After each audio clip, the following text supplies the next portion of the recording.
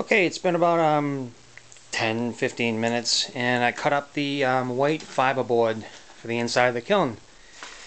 As you can see, it's an inch thick, 1 inch thick fiberboard. Bottom is 2 pieces, it wasn't wide enough. And I just lined the kiln with this 1 inch fiberboard. You can see I left a little bit of space on the sides. I guess this stuff expands a little bit, so I don't want any problems, so I left a little bit of space. It's going to be covered up with brick anyway, so it doesn't matter. Burner holes. I guess now would be a good time to show you the chimney box section I made. Use the same fiberboard material. I cut this with a table saw so I get nice straight lines. That's why I was burning it with a torch, just playing around. I could not find this chimney board box section anywhere. They're non-existent, the ones that are specified in Andrew Holden's book. So I made one. One sheet of this fiber material. These sheets are 2 by 4 feet. I used a material called flue goo. It's a refractory cement, bonds very well. And I use this stuff because it's rated for 3,000 degrees, whereas a lot of the other furnace cements are rated for 2,100. And I didn't want it to break down at stoneware temperatures.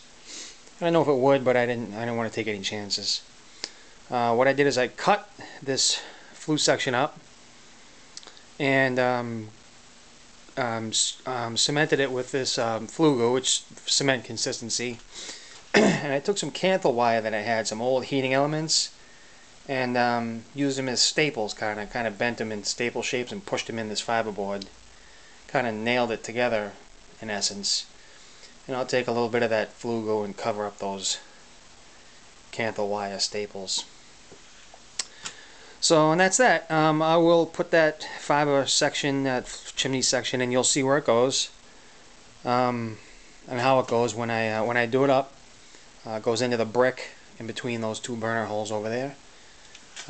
This notch, obviously it sits, this is on the bottom, and it sits down about, I think, a ½ inch, so the opening is this here. And I'll give you the dimensions of that chimney box section as well. I kind of guessed what it was supposed to be from the book.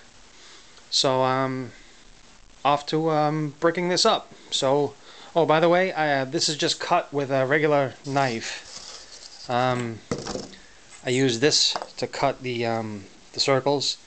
It's just a greenware cleaning tool, like a little saw. I don't know if you can see it. And to do the rest of it, I literally just used a kitchen knife. I don't know where I put it, but it's just a, oh, here it is. Just a little serrated kitchen knife, and just basically saw this stuff in half. It cuts very easy, and I didn't want to use a saw because it would kick up that fiber material all in the air and make a mess, and that wouldn't be good.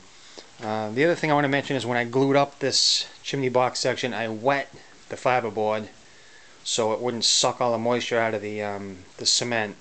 So I really saturated this fiberboard before I cemented it, and it seemed to work really well. I put it in front of my pellet stove to dry, and it's nice and dry now, so this stuff is hot as a rock.